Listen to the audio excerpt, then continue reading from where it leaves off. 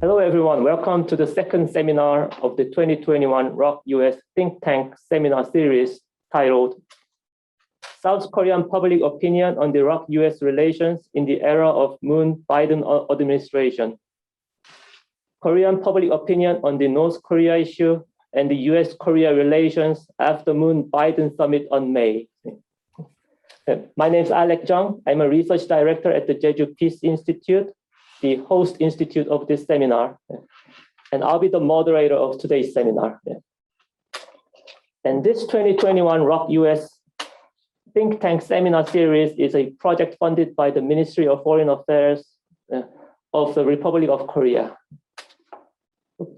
Before we begin our seminar, I need to inform you that I have to wear my mask during the whole time because we need to follow the COVID-19 protocol.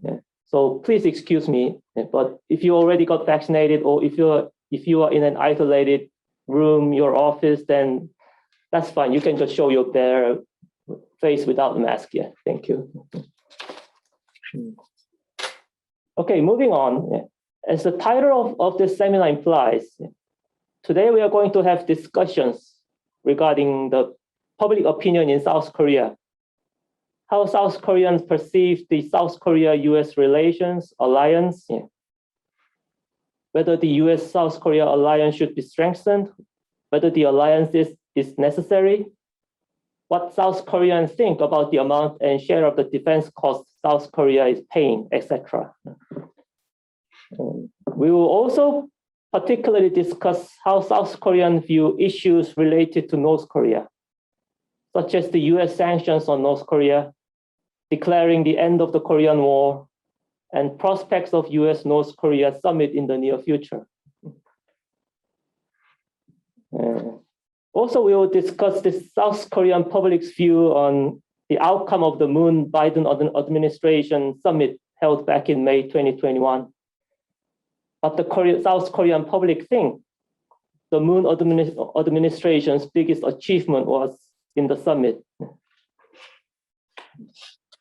Well, although there is no consensus yet, numerous academic literature will reveal that public opinion wields a huge influence when government make foreign policy decisions, especially in democratic countries. Thus, understanding what the public think and how public opinion shift is important because they could be used as a source to predict government's foreign policies. So regarding the topics, we have 2 distinguished presenters and 3 distinguished discussants for today's seminar.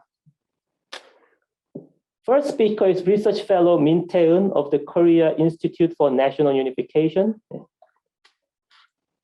Second speaker is BK research professor Choi Jaedong of Yonsei University. And our first discussant is Dr. Stephen Noerper of the Korean Society. Our second discussant is Vice President Mark Tokola of the Korea Economic Institute of America in Washington, D.C. And our third final discussant is Professor Chang of the Department of Political Science at the Korea University.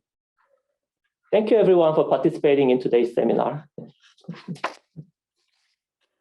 And here's how we are going to proceed. 2 presenters will have maximum of 20 minutes each for their presentations, so that will be 40 minutes in total.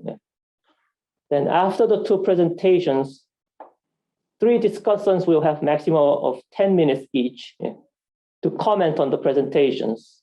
That will be 30 minutes in total. Then after the discussants' comments, presenters will again have 5 to 10 minutes each to respond to the comments they got.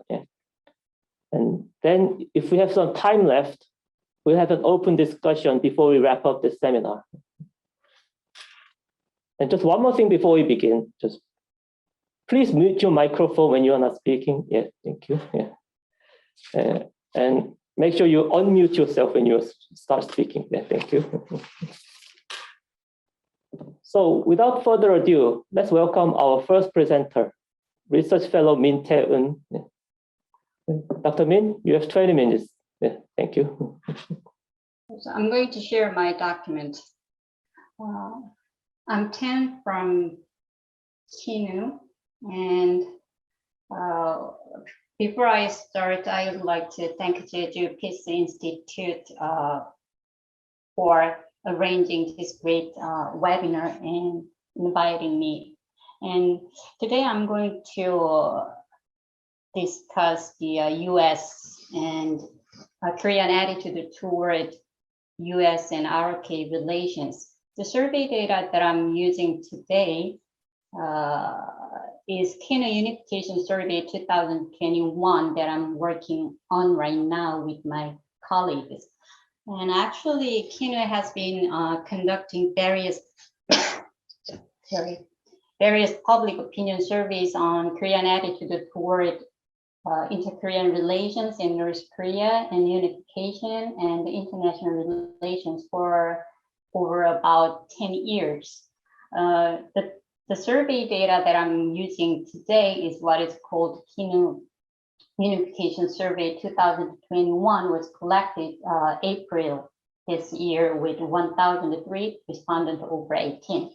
Specifically, as I'm presented, I introduced that today I'm going to discuss Korean attitude toward US ROK relations. More specifically, I'm going to discuss US ROK relations in comparison with inter-Korean relations and the necessity of the US ROK alliance and the necessity of US military presence in Korea and defense cost sharing and US sanctions against North Korea and the end of war declaration and the US North Korea summit.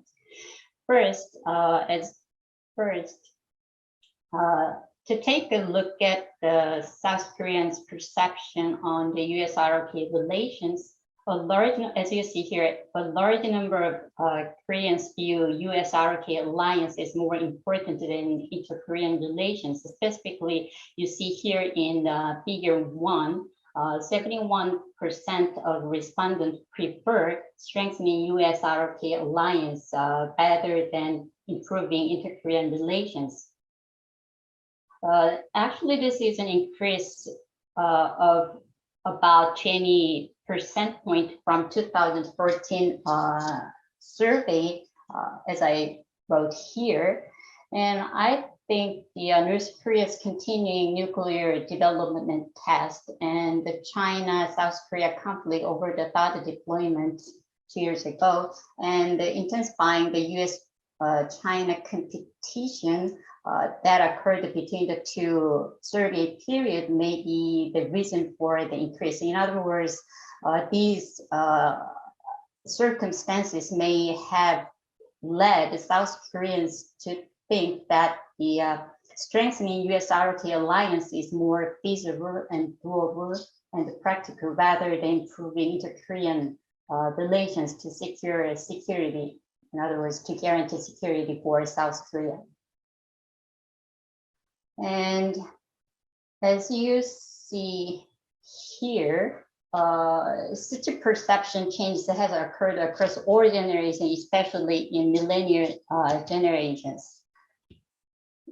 There might be some explanations why the millennial generation prefer improving inter-Korean relations rather than strengthening US ROK alliance rather than improving inter-Korean relations. There might be some reasons for that, but I think the pragmatic tendency and the awakening nationalism of the millennial generation is the possible reason for why millennials think the US relations, US ROK alliance more important than improving inter-Korean relations. In other words, millennials do not judge inter-Korean relations based on nationalistic perspective, unlike its previous generation. That's my one of the explanation about the millennials' support for strengthening US ROK alliance over improving inter-Korean relations. And such Koreans preferring strengthening US-ROK alliance is confirmed by their high support for the continuing necessity of ROK-US alliance, which will be discussed next. The next Korean attitude that I'm going to discuss, as you see here, is the necessity, the Korean attitude toward the necessity of US-ROK alliance. To the question, actually the specific question for this item is this. The question, do you believe that US-ROK alliance will still be necessary in the, is necessary? That's the question for this, is necessary for now. This is the question for this graph. So as you see here, over the 90% of respondents, almost 94% of the Korean respondents replied either slightly necessary or absolutely necessary. And also in the previous surveys that we have done in KINU, more than 90% of Koreans answered in slightly necessary, either slightly necessary or absolutely necessary. So we can say that, we can safely say that Koreans' support for US-ROK alliance is very stable. And when looking over this result by political party, in other words, by political identification, People Power Party, minor party in Korea right now, People Power Party identifiers and independents tended to show higher support than Democratic Party identifiers. The next Korean attitude that I'm going to show is perception on necessity of US armed forces in Korea. In other words, the necessity of US military presence in Korea.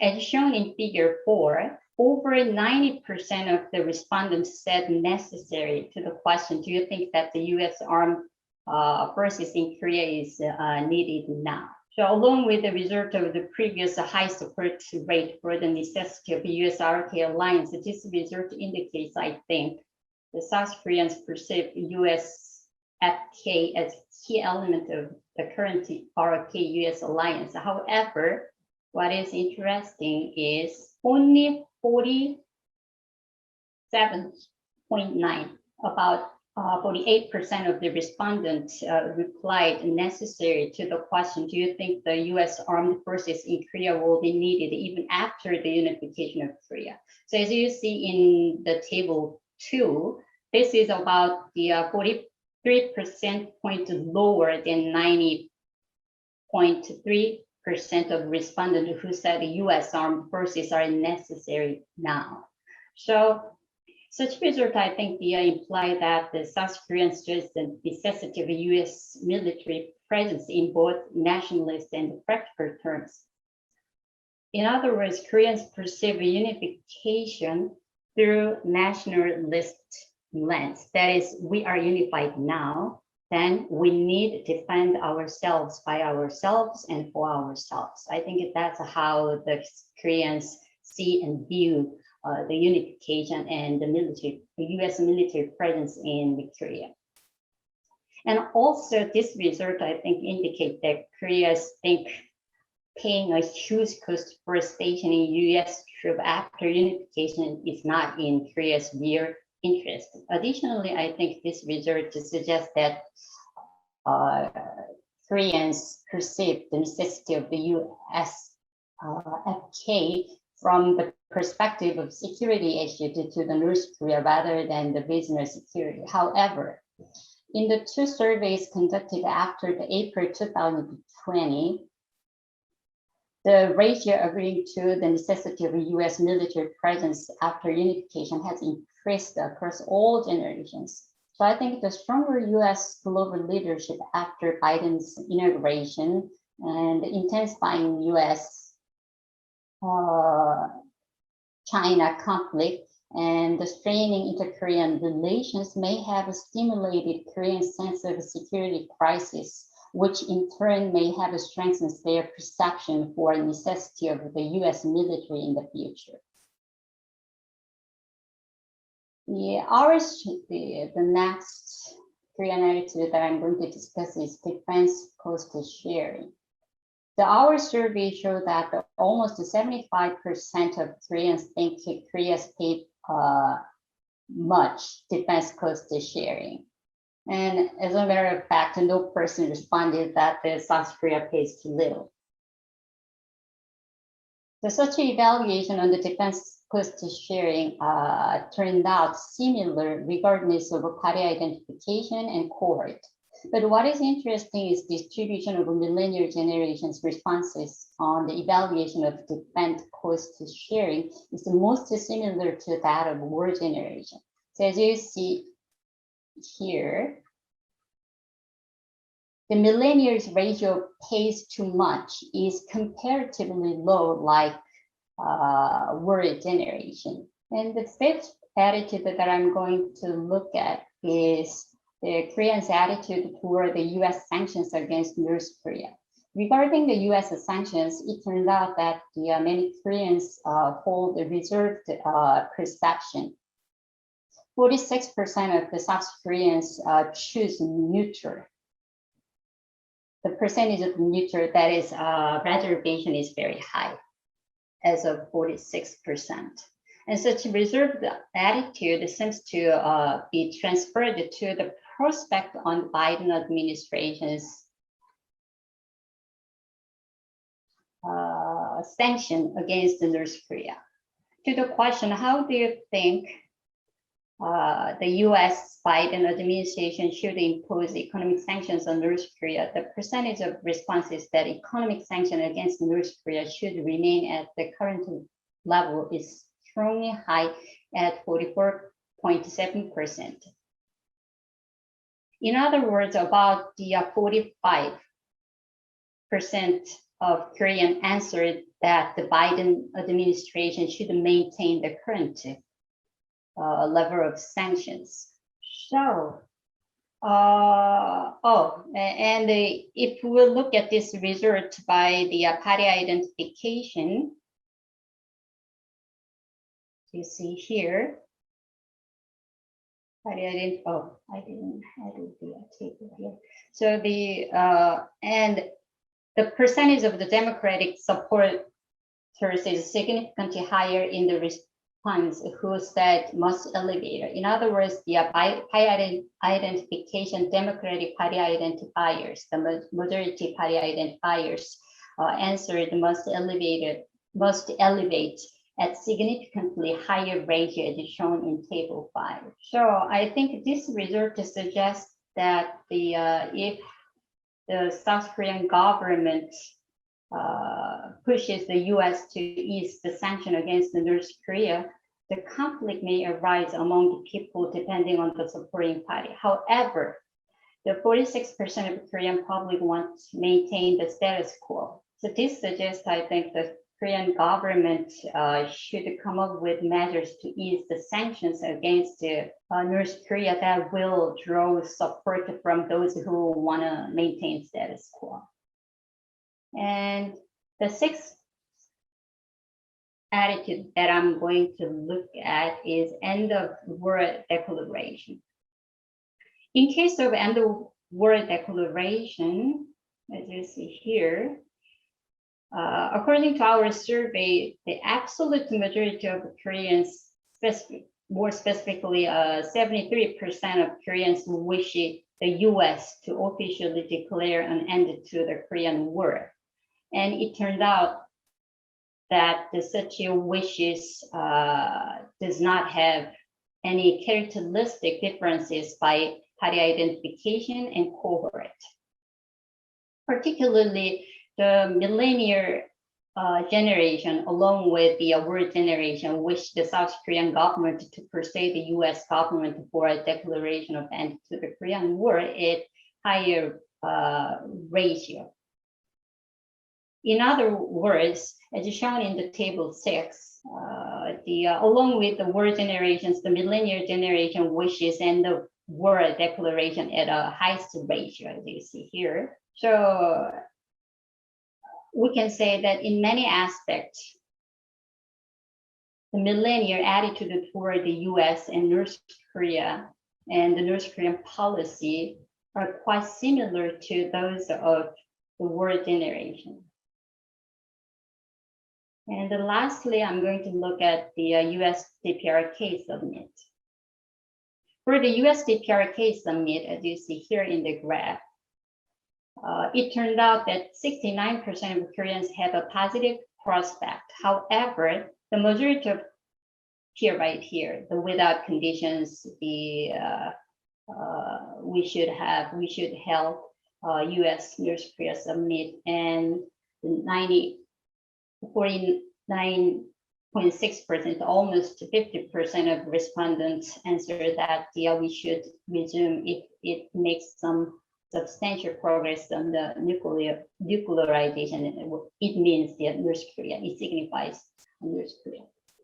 So, we can say that the majority of positive respondents want a conditional summit to be held. In other words, South Koreans want the US to resume the summit if North Korea makes some substantial progress on denuclearization. Even in case of the negative views, as you see here, the negative view should not resume the summit until North Korea completely gives up its nuclear weapons.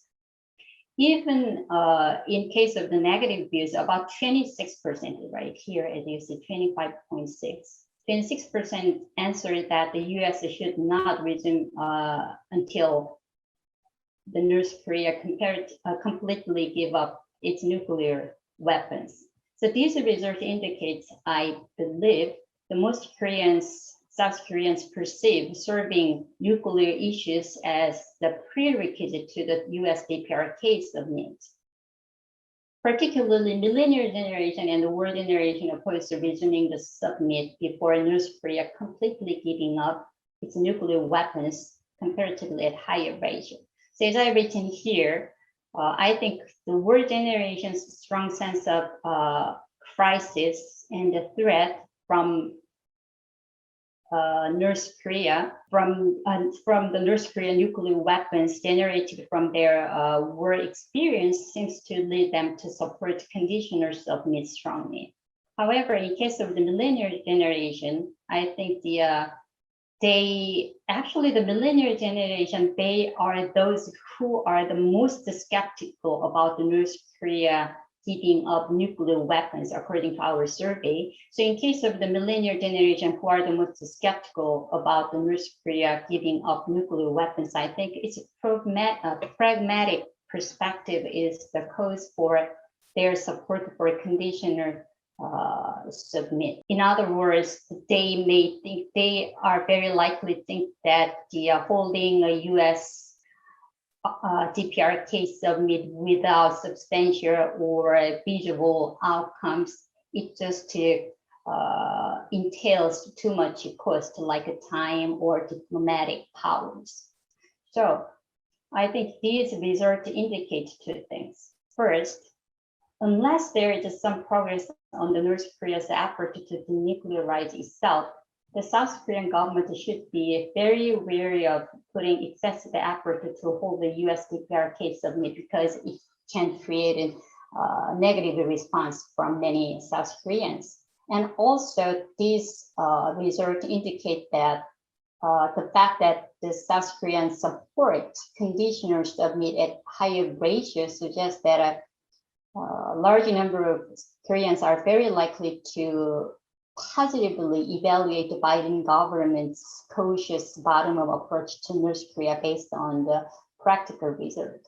So in conclusion, South Koreans want and support the strong US-ROK alliance and the US military presence in Korea and lower share of defense costs. And also the South Koreans support the US DPRK summit in line with the progress of North Korea's effort to denuclearize itself.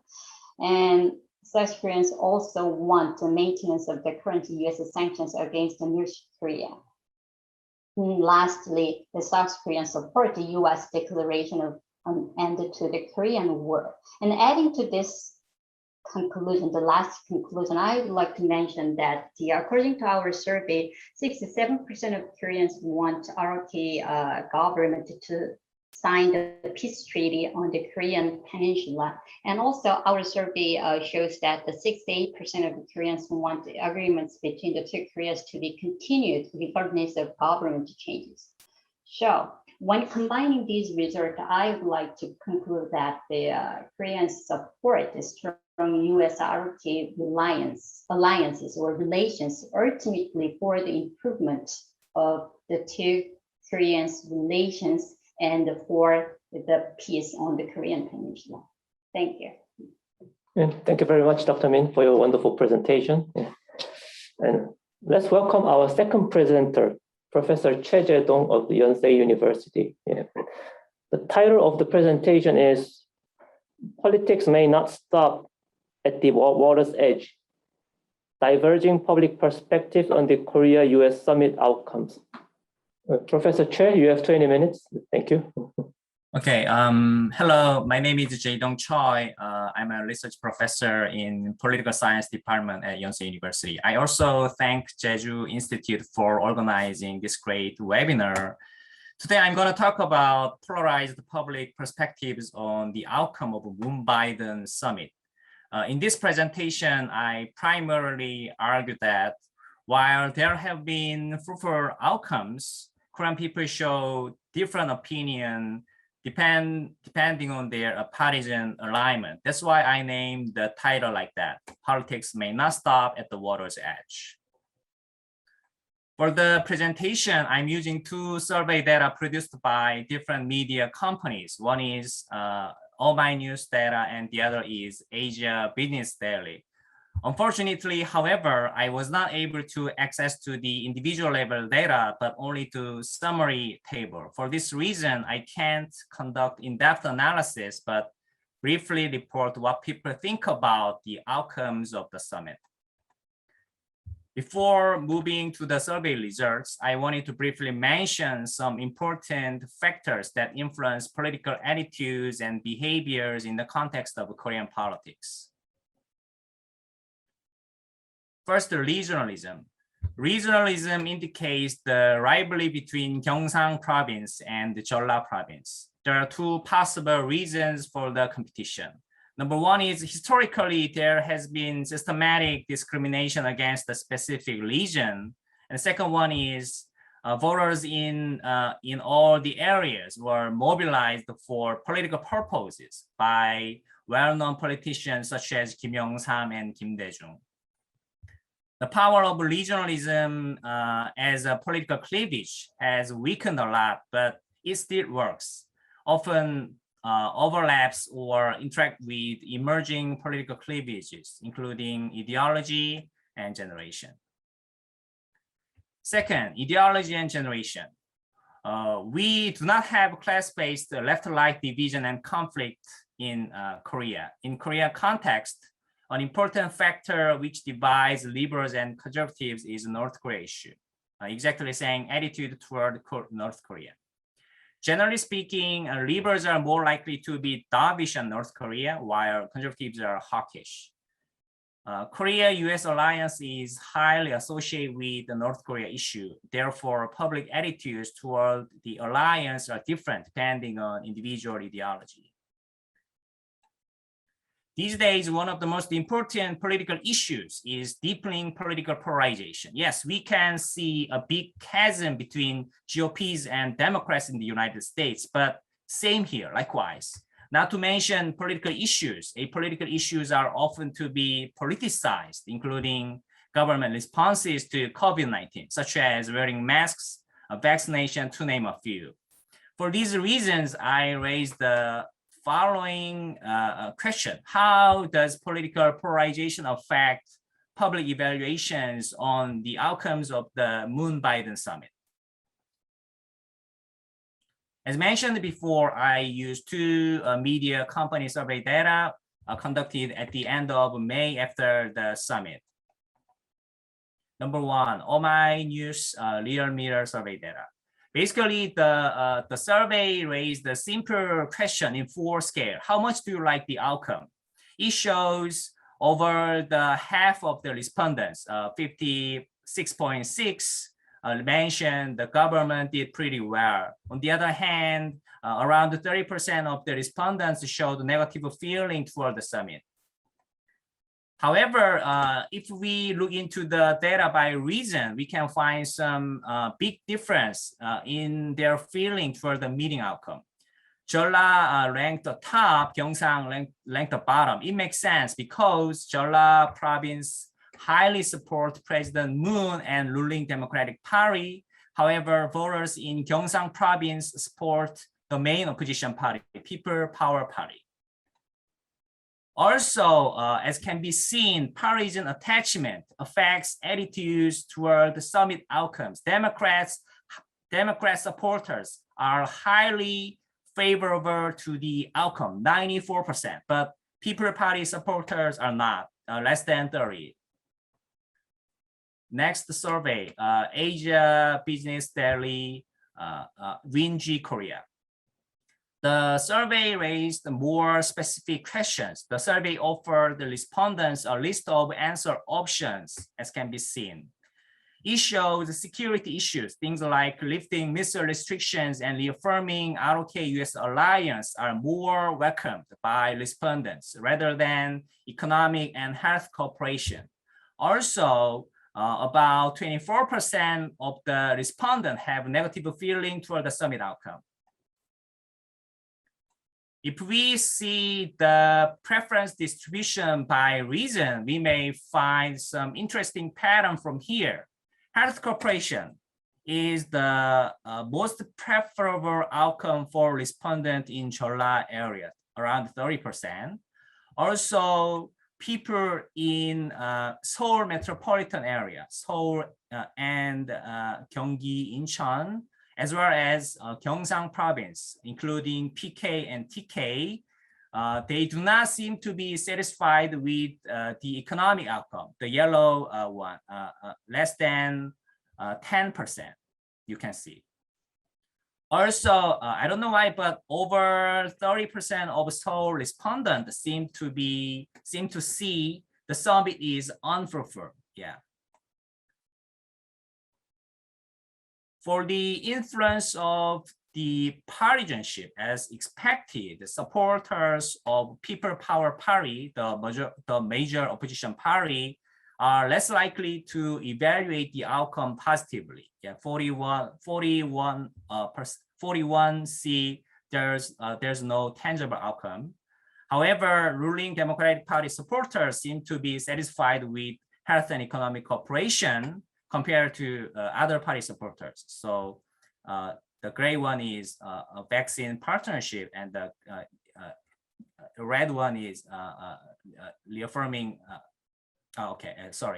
Green one is vaccine partnership. Yellow one is economic cooperation, and the number is much higher than other party supporters. Lastly, presidential approval.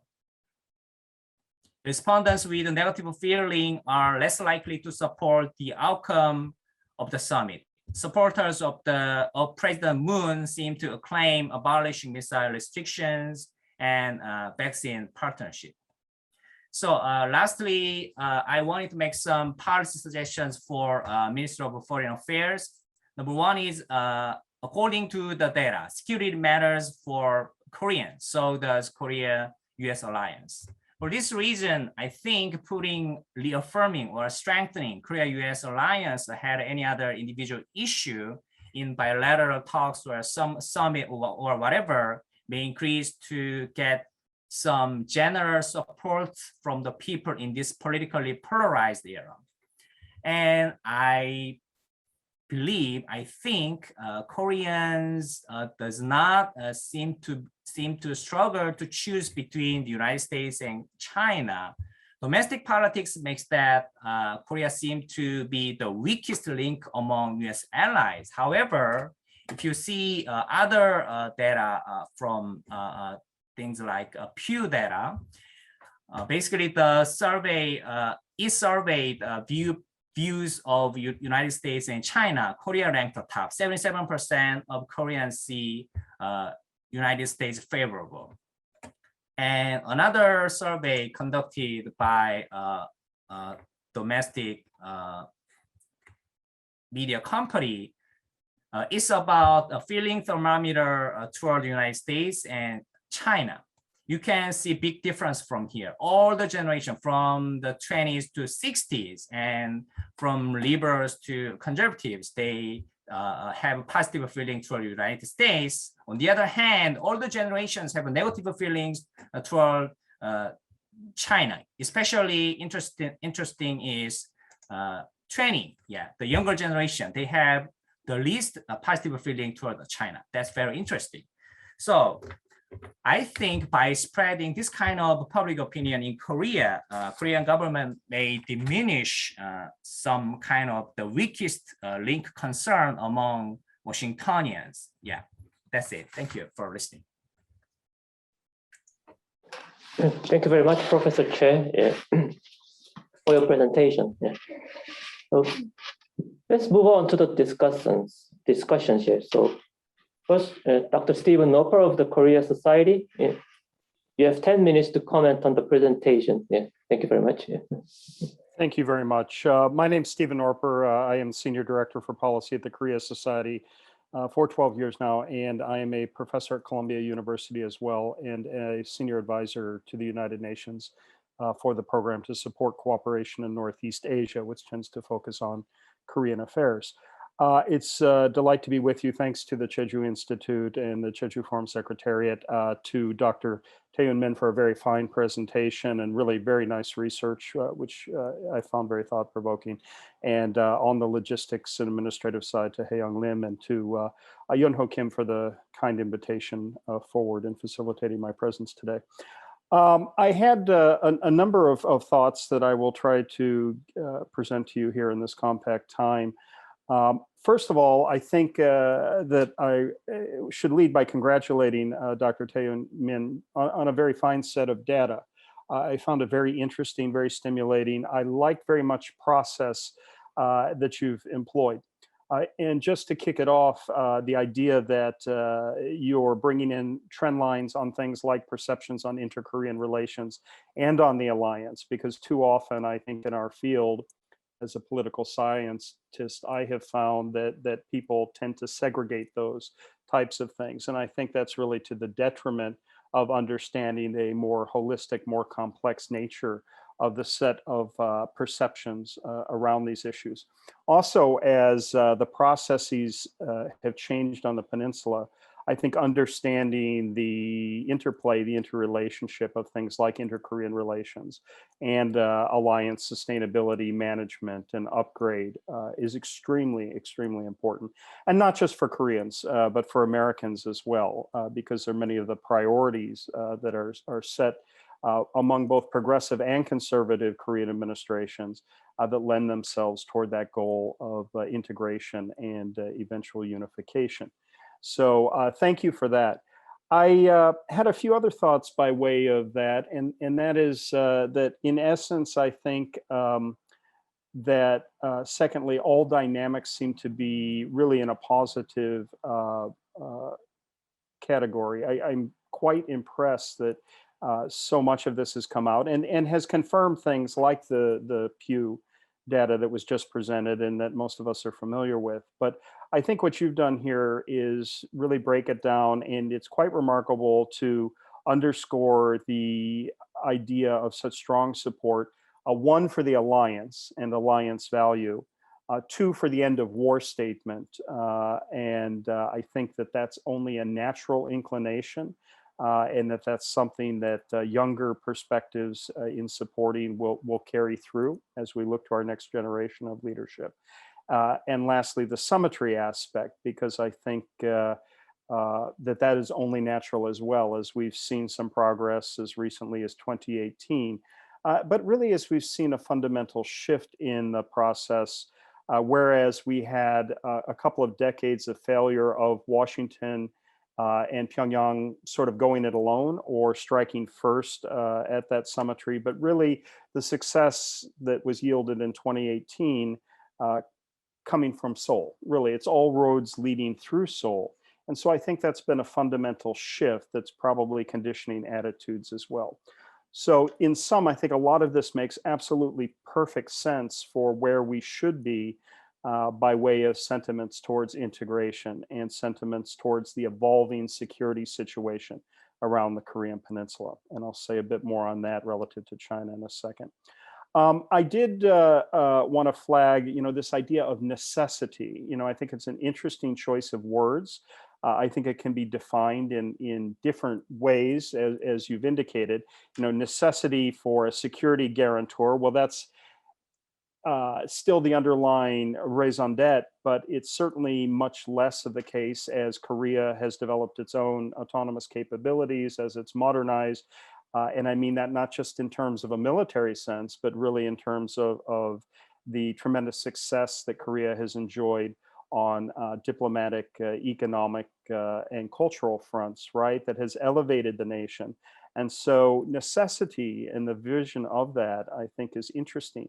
And it plays to an argument that I often make that we need to uptick and revitalize the fundamentals of the alliance. So as we tend to shift our definition of necessity, I think it will only bolster your findings. And also in terms of the orientation on sanctions, I think that makes perfect sense as well, because I think many of us feel that sanctions are a tool, not a policy, that it's high time to begin sanctions relief, if for no other reason for inter-Korean economic cooperation prospects.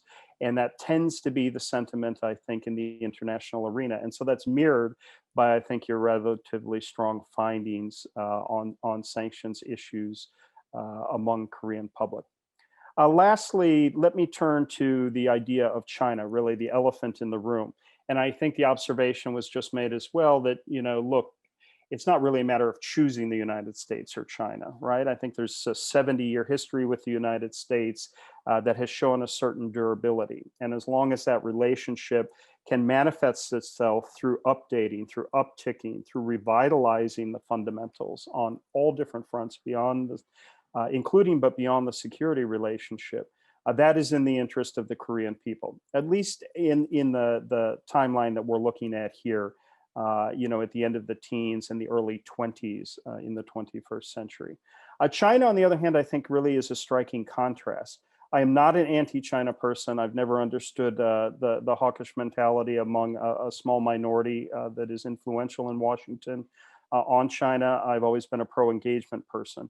But as recently as yesterday, I had a conversation with a South Korean diplomat about how China continues to stumble internationally, continues to essentially make errors that have only ostracized the international community. And we all know that plethora of issues that go beyond our mandate here today, from the South China Sea to trade to other territorial etc. But for Korea, it really was made manifest in the THAAD deployment, as was indicated in the data. And I think that is a fundamental that now continues to haunt China. It was its misstep to levy de facto sanctions, which caused so much economic damage in South Korea. And, Korean memories are rightly long on this issue. So it really behooves China to try to make as much of the effort on that bilateral front.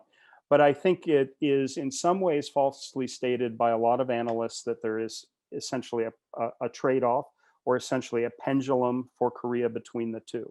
Korea will have its own independent, nationally oriented foreign policy that plays to its national interest.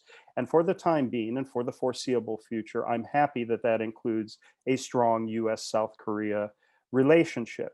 And that may carry on through an integrated and unified peninsula. But it will have to, of course, take a different face and one mindful of Korean public opinion.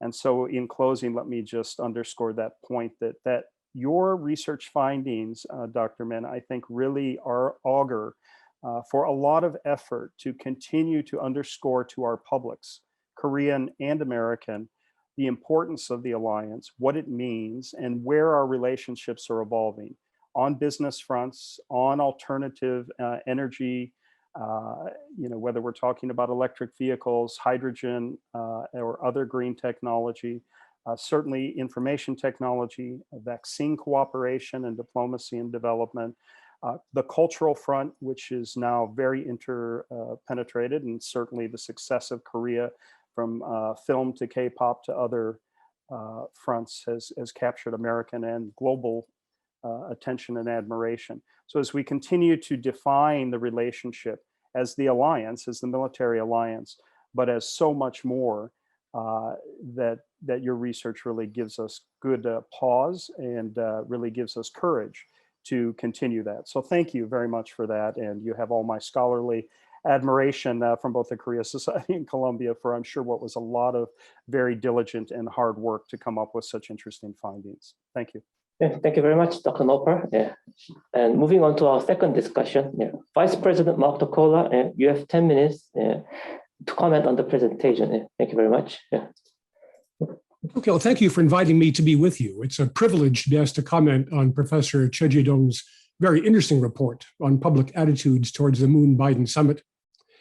He did it in two pieces. First, he talked about regionalism and ideology, and then he talked about the summit itself. So let me address both those points briefly. First, political regionalism is understood by the American public, but they may not appreciate the important role it's played in Korea. I've seen studies that political regionalism may be fading in Korea, but as the partisan divides become wider, I wonder if that trend might even reverse. In the United States, the West and East Coast and the South have become more strongly partisan as the divide between progressives and conservatives has become wider. That's also leading to stronger calls for local autonomy. And I imagine that could happen in Korea too. I was interested in Professor Choi's observation that party identification has become stronger, even though South Korean parties change names, because voters understand that the parties inherit ideologies. And if that's the case, then it's the ideological foundation that holds voters' loyalties, not the party names. That seems to be true in the US as well.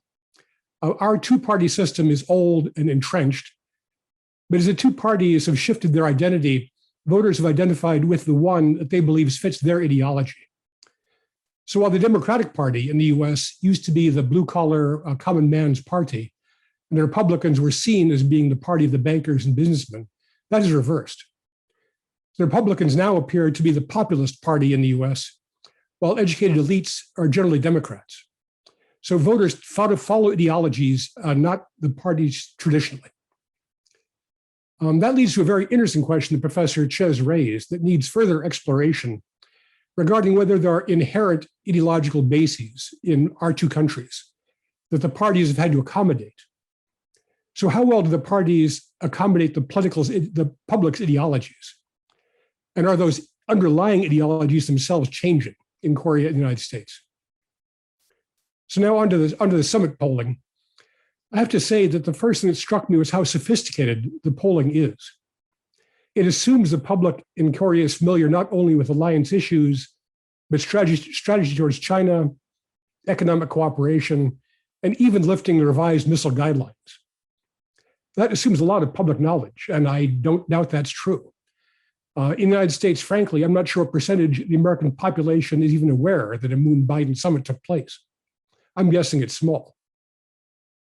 That said, my own organization, KEI, has done polling that shows the American public in general has a very high opinion of South Korea, supports the alliance, and favors a broad, productive relationship between the two countries. One thing I cannot judge, and Professor Choi alludes to this, is whether the summit polling actually reflects views about the summit itself, or whether it's just a poll regarding President Moon and the Democratic Party's popularity. That's becoming a problem in US polling as well. If all polling, no matter what the question is just a referendum on the president or his party, then it becomes very difficult to judge what the public actually thinks about foreign policy issues. That may reflect a reality that because of increased partisanship, presidents in both the United States and South Korea will retain their supporters and will fail to earn support from their opposition no matter what they do. But that cannot be the whole story. Sooner or later, governments have to adjust to strong popular opinion on policy issues. but the way partisanship affects polling may make it harder for politicians to gauge what the public wants on policy issues, including foreign policy. Now, we could discuss whether that's a good thing or a bad thing, but it's a different question. Then for me, one of the hallmarks of the Korean people is they're typically dissatisfied with almost everything. They're typically dissatisfied with economic performance numbers that other countries would be delighted to have. I think this just reflects Korea's desire to always do better. So when in the poll, Professor Choi cites a plurality of the public, says the summit between the presidents Biden and Moon had no tangible outcome, I would be interested in how that compares with polling on other summits. Maybe the Korean public just isn't impressed by summits. I'd be interested to see a comparison. Professor Choi points toward the higher numbers for the best achievement of the summit as being reaffirming the alliance and the missile guideline revisions, rather than vaccines or economic cooperation. Now, I wonder if that's mostly based on traditional views of the US as a security guarantor, rather than as an economic partner.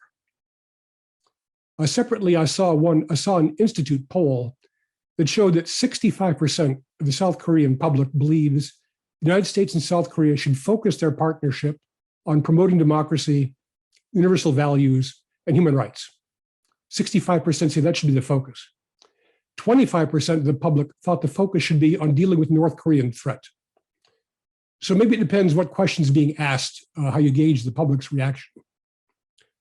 My last point is that polling in both South Korea and the US showed that the two publics want their governments to work together on global and social issues. I think that indicates we will have a healthy, mutually beneficial relationship going into the future. Okay, thank you.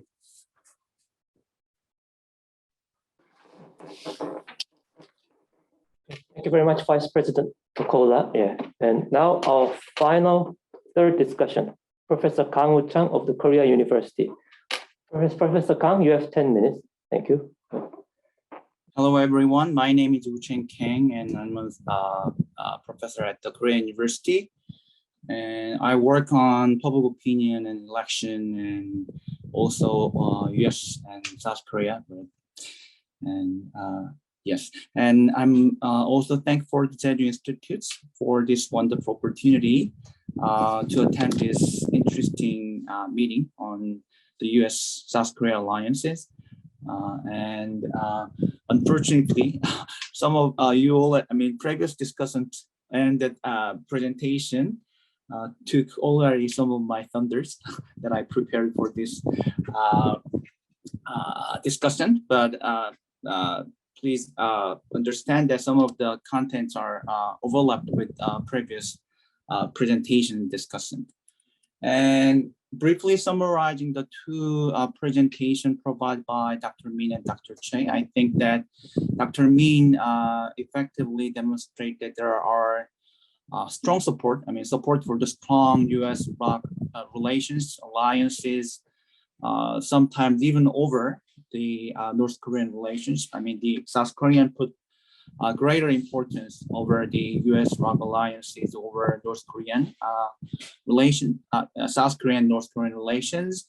And also, I think that in general, her presentation shows that there are general consensus for this strong alliance relations across different partisans and generations. And interestingly, Dr. Choi focused more on the diverging public perspectives on the evaluation of Moon Biden and summit outcomes. And as Mr. Tokola already pointed out, I think the major difference between these two findings are probably from whether the questionnaire is, to what extent the questionnaire is linked to the domestic politics. And as previously mentioned, foreign policy is like in the United States. I believe that in South Korea, foreign relations is at least the area that the public has the least amount of information. The public are not familiar with this topic, and especially when the questionnaire is framed in relation, I mean, in a way that the respondent finds some kind of linkage to the domestic politics. I think there are existing tendency, partisan affiliations or opinions about the domestic issue are also can be reflected in the answer to the questions on foreign policy issue as well. So in the Dr. Choi's presentation, the main focus was on responses to the question about what do you think is the best achievement of the Moon-Biden summit. And here, the wording of the Moon, the president, I think is strong anchor that people use how to answer this question. And depending on how the respondents view the President Moon's performance, I mean, it also affects and their responses to the evaluation of the US recent summit as well. And also, as Mr. Tokola mentioned, maybe South Korea in general has a very harsh about the performance of any sort. And it's not just about government, it's also about their individual achievement. It also applies to that. So maybe that's another interesting factor, which I didn't focus in my the preparation of discussion. And the second question is from Dr. Min's presentation. And in general, she demonstrated there is a strong consensus, but this is probably the only item that we can see the hint of divergence across partisan aspect. And here, maybe I guess the issue, the wording of North Korea, presence of North Korea in this question also affect their responses to the partisan separation and responses to the question as well. And as Dr. Choi mentioned, I mean, North Korea has been considered as one of the strong indicators about the ideological characteristics among the South Korean public for a long time. If someone is pro-North Korea, it's liberal. Someone has anti-North Korea, it's a symbol of conservative ideology. And I think that kind of affects how people respond to answer this question. So I think when we try to answer what the public think about foreign relations, I think it's important to keep in mind that when the questionnaire is linked to some extent to domestic politics, it naturally can be divided. I mean, so maybe in terms of Moon-Biden summit, the overall level of support approval rating was about 50%. And I think it's kind of natural, and maybe that's similar to any questions asked in the US public opinion survey as well. My second point on the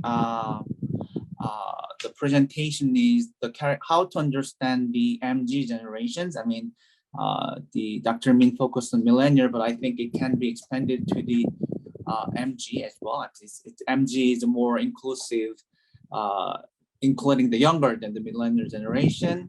And she suggests that one possible explanation, as you can see from this figure, and we can see that millennials are now, I mean, I'm not sure how can we interpret the gap, how significant the gap between the X generation and millennials, and we can see that still the millennials are the groups that provide the strongest support for the US-ROK alliance over inter-Korean relations. And she pointed out that pragmatic tendency and the weakening nationalism of the millennial generation. And I agree with that. This is one part of the explanation about why the millennials provide a strong support for the US-ROK alliances. But at the same time, as briefly mentioned in the Dr. Choi's the presentation.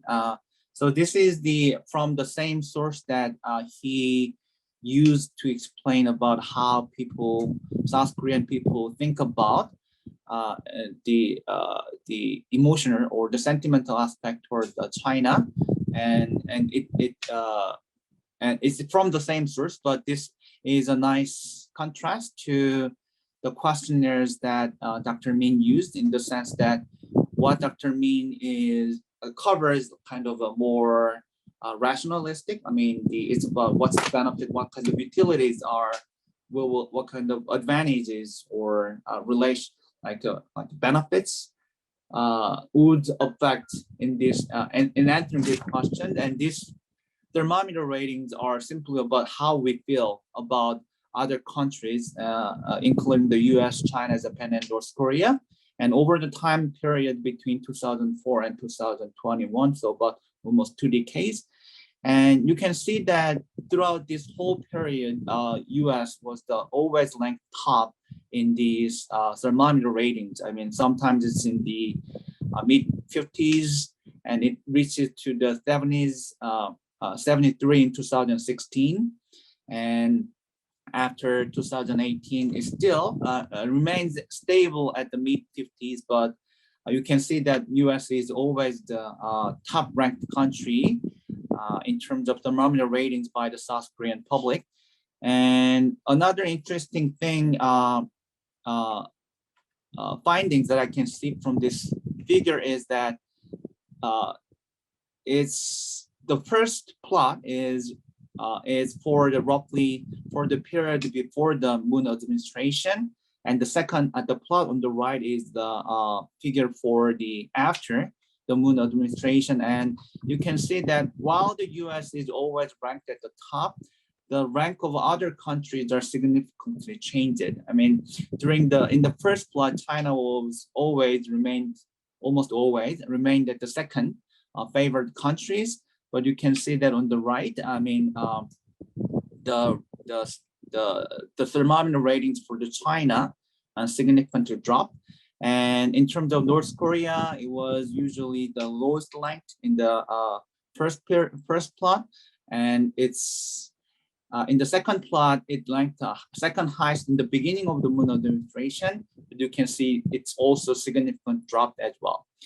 And if we roughly characterize the period between the first plot and the second plot, and I think the first plot characterized what's people's attitude under the conservative government. Right? It covers the period by Ri Myung-bak, and starting from 2007, and also as well on the Park Geun-hye, another conservative government.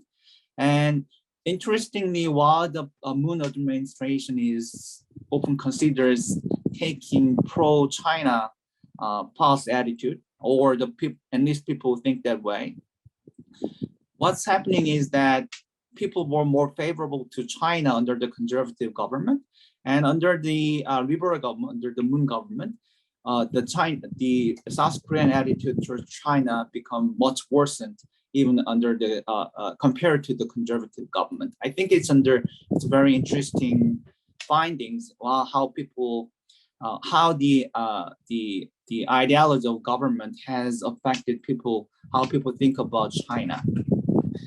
And it's the same as well for the North Korean government, I mean, attitude toward North Korea. So at the beginning of the Moon administration, maybe there's a higher hope for the improving North Korean relations, and that's kind of reflected in the relatively high scores in the 2018. But as you can see, that it's also dropped significantly.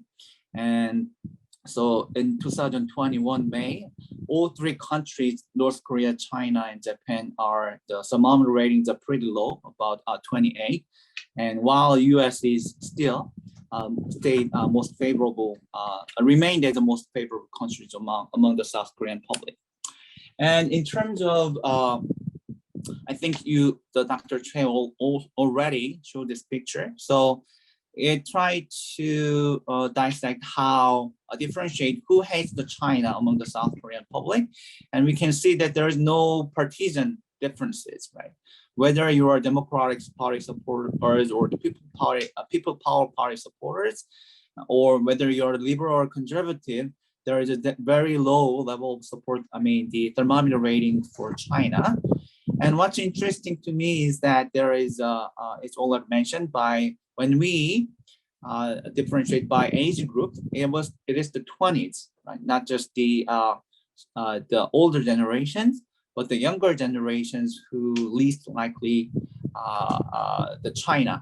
And as far as I know, this is a interesting contrast to other countries around the world. I mean, it's quite common that there is a higher level of, I mean, China is generally not favored countries by many in many countries, but usually it was the older generations who hate China more compared to the younger generation.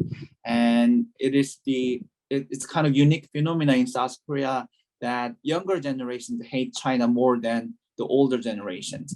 And one possible explanation for why the younger generations in Korea least favorable toward China is that, as Dr. Min mentioned, in terms of North Korean relationship, the nationalism, ethnic-based nationalism, are probably weaker among the younger generation.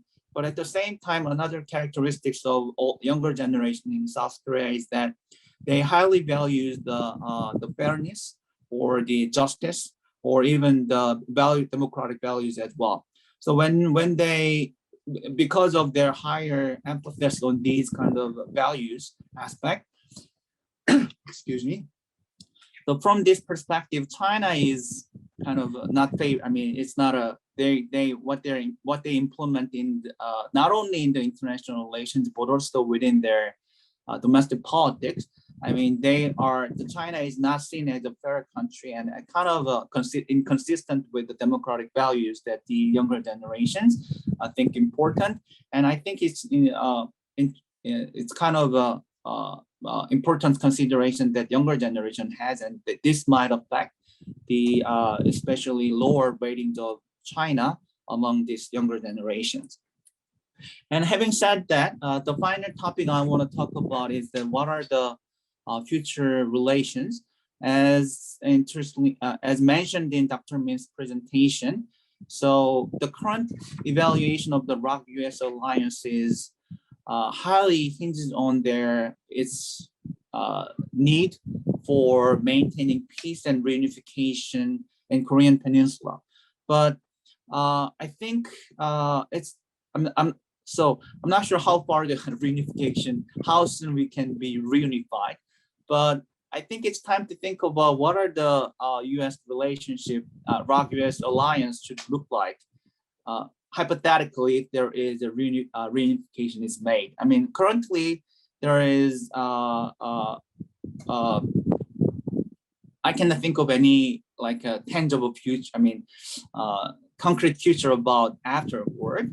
And as we saw, but currently the ROK-US alliance is understood from a domestic matter. I mean, the Korean understood within the Korean Peninsula.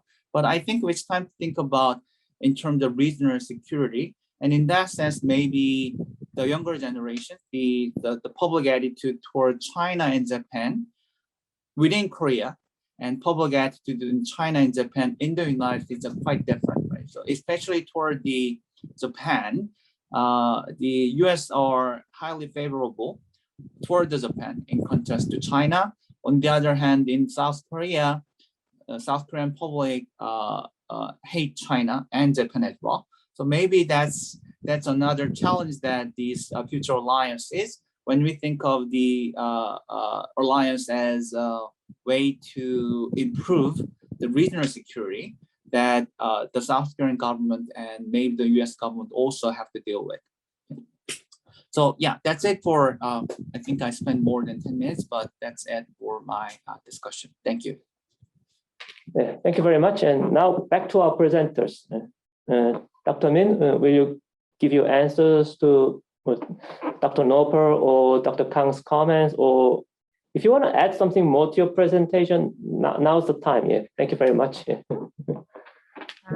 Okay, thank you I would like to thank Professor Noerper and Professor Kang for your thoughtful and insightful comments on my presentation. And specifically, I would like to thank Professor Noerper about your thoughtful and kind comments, because Your comments is, I have to say, one of the best comments that I've got while I've been working on this research over last 4 years. So thank you so much. And I strongly agree with the Professor Stephen's comments that the US and ROK, South Korea, have to come up with new approach to US ROK alliance and relationship in line with evolving circumstances surrounding Korean Peninsula. I strongly agree with your comments. And also, and I also would like to thank to Professor Kang. Your comments are very insightful and very helpful for our future research. But I would like to add just 2 comments on Professor Kang's comment on my presentation. First, actually, in our survey data, there are way more questions. So there are some questions specifically targeting the US and Korea relations, and some other parts of the question are intentionally targeting the Biden administrations, because we want to know how the South Koreans evaluate the current Biden's administration. So that's why we actually include intentionally the wording, the Bidens.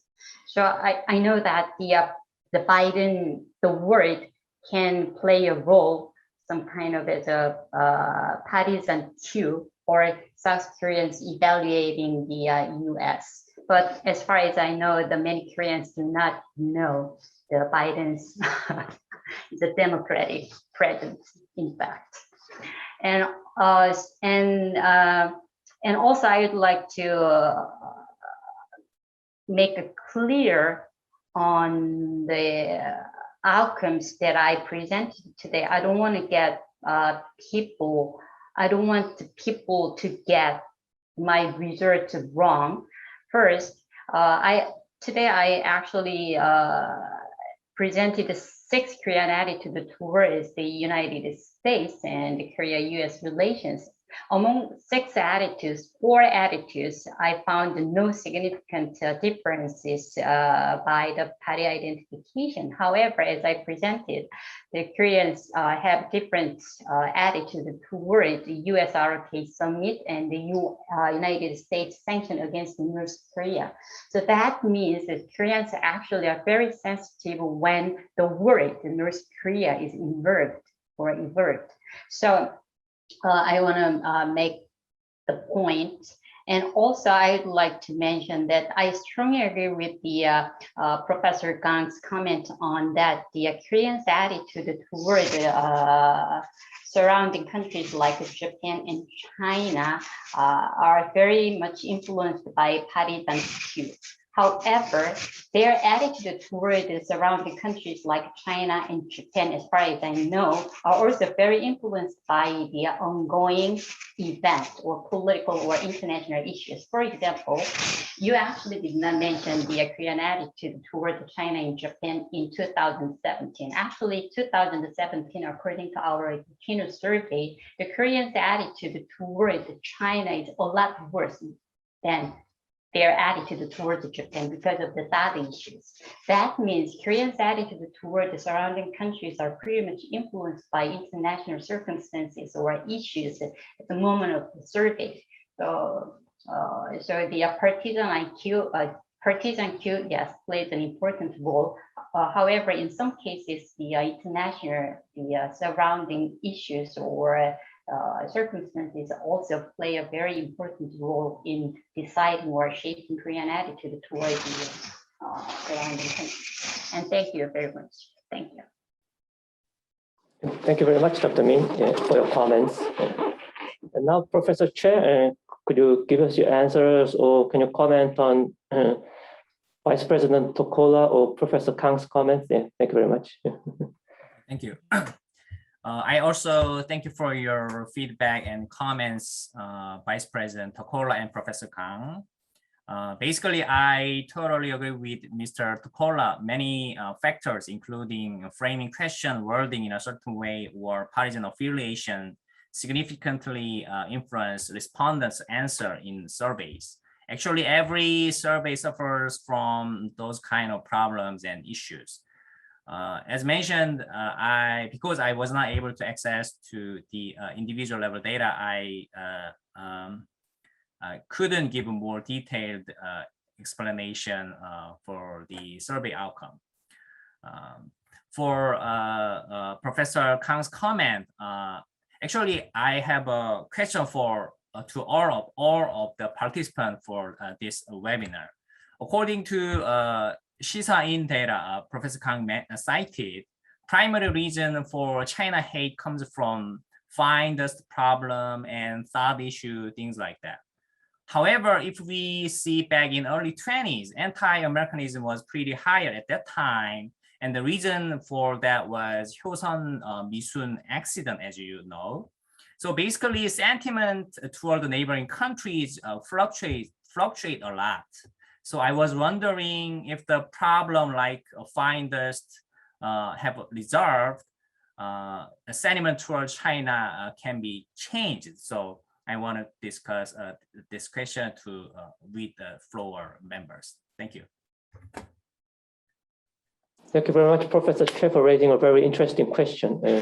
Could anyone want to try and answer that question?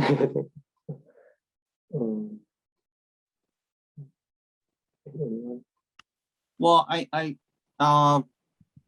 agree with that. The thermometer ratings are, can be influenced by the international event. I think that's the same for every question. The public response. The survey public opinions, like a survey responses to questions. One of the perspectives suggested it's like Dollar and Feldman suggest that the responses to the survey items are decided by what the ideas are activated. People hold multiple, sometimes conflicting considerations, and depending on what kind of consideration become salient at the time of the survey responses, they may answer the same question differently. And I think that explains why the public opinion are influenced by the international events. And at the same time, however, I think so it's important to theoretically separate the temporary shock and general trend. And the reason why I present overall trend is that despite there are some ups and downs at the specific time point, but we can also see the general trend, which the trend I see from that picture is that the attitude toward China and over time, it's getting worse. This not just because of the thought, but also because of or some kind of specific event. And maybe that's captured the conflict in the values that the South Koreans think it's important, and conflict in the values that China seems to have from the South Korean perspective. So so I think it's important when we try to understand public opinion based on the survey responses, it's important to separate what's the important impact of the temporary event, also the general trend, and it's not easy to do so, I guess. Yeah, thank you very much, Professor Kang. And anyone else want to try answer Professor Choi's question? If I could just add a footnote on the China issue, as it was just summarized, a lot of it comes down to Chinese ethnocentrism, and that flies very much in the face of Korean as well as many other sensibilities. And, whether it's the kind of ongoing cultural pull over anything from, kimchi to musical heritage to Paektusan to others, this doesn't sit well on top of things that we've mentioned like TED. But if we take it back a little historically, in the 80s, right, when China was still very much in the developing guise, Korea was an admirable factor. It had managerial expertise. It was coming in and of its own, export-led growth. Korea's dynamic economic success was impressing a nascent market, China. And that continued through the 90s. But, as we got into the noughts and China began to take different orientation, and then certainly in the teens and the consolidation under Xi Jinping, that just doesn't sit well with Korea's own national development and juxtaposition. And so, I think that's an important aspect to get to as a person who teaches foreign policies. I think we need to break down sort of the Chinese missteps over time and how they really do fly in the face of a much more mature, sophisticated Korea that really now punches above its weight and plays at a regional and global leadership level as well. And, not having to answer to that old mentality or that ethnocentric lean that we see far too much of in terms of Chinese foreign policy. Thank you very much, Professor Noerper. And anyone else? We already started an open discussion when Professor Choi raised this new question. So now might be the chance for maybe presenters can ask questions to discussants, or for instance, or the other way around. Maybe Professor Noerper can ask questions to Professor Choi, or Vice President Tokola could ask questions to Professor Dr. Min or anyone else. Yeah. So do you have any go ahead, Vice President Tokola. Yeah, thank you. Yeah, thank you. I know I'm straying into maybe policy rather than analysis, but I just want to make 3 quick points. 2 on terminology. 1, if we ask about attitudes toward U.S. sanctions, U.S. economic sanctions, I think it's worth remembering that there are U.S. sanctions, but there are also international sanctions, and there are South Korean sanctions. Most of the U.S. legislation is for the purpose of implementing the international sanctions that the UN imposed. So you could call them Chinese sanctions. I mean, China supported the UN sanctions too. So I'm not sure we should just call them U.S. sanctions. It's not a U.S. decision solely. Second, I know the end of war declaration is a hot topic, but historically, there was a definitive end of war declaration. It was made in July 1953. It's called the Armistice. Wars are ended by armistices. An armistice ended the Napoleonic Wars, an armistice ended World War I, and an armistice ended the Korean War. So we're not in a state of war, we're in a state of armistice. So the real question is, should there be a declaration of the end of the armistice? And I think that's a different question, in part because the armistice calls for diplomatic negotiations to lead to a peaceful settlement. So we should fulfill that rather than try to stop it. Last point is the policy prescription. I agree that partisanship is becoming a difficulty for foreign policy. That's a good reason why both the US and South Korea should consider having a bipartisan policy put together on how to deal with North Korea. It would give North Korea some certainty that the political weight in both Washington and Seoul favored one approach towards North Korea, rather than making them wait to see what the next administration would do. Thank you very much, Vice President Tokola, for your very constructive comments. And I think we can wrap things up now. Yeah, so just as a closing comments, I think the survey results were very encouraging. Like support for U.S.-South Korea alliance is high among the South Korean public across different generations. And so I think that's a positive sign that the U.S.-South Korea alliance is robust, although there are some occasional frictions, but nothing so serious. So there's strong support for U.S.-ROK relations in South Korea, but diverging public perspectives on the evaluation. There's also a diverging public perspectives on the evaluation of the Moon-Biden summit. So overall, I would say South Koreans have favorable attitudes toward ROK-US alliance, but how South Korea government works with the US, that evaluation differs among South Koreans depending on the party identification or geographical location. So political polarization in South Korea might have the potential to influence the future of US-South Korea alliance.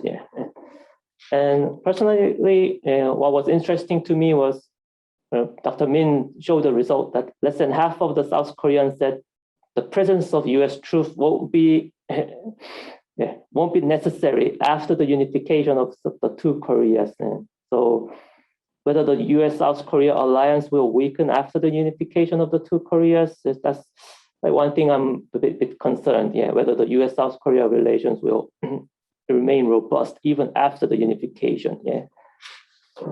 I think that was the 2 biggest takeaways today. And so this was the second seminar, second of the 6 seminars scheduled for the 2021 ROK-US Think Tank Seminar Series.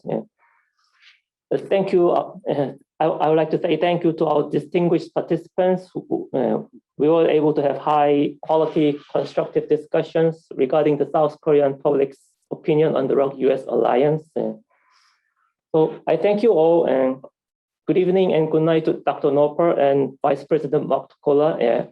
And have a good rest of the day, Dr. Min, Professor Kang, and Professor Choi. Thank you very much for participating in this seminar. Thank you very much.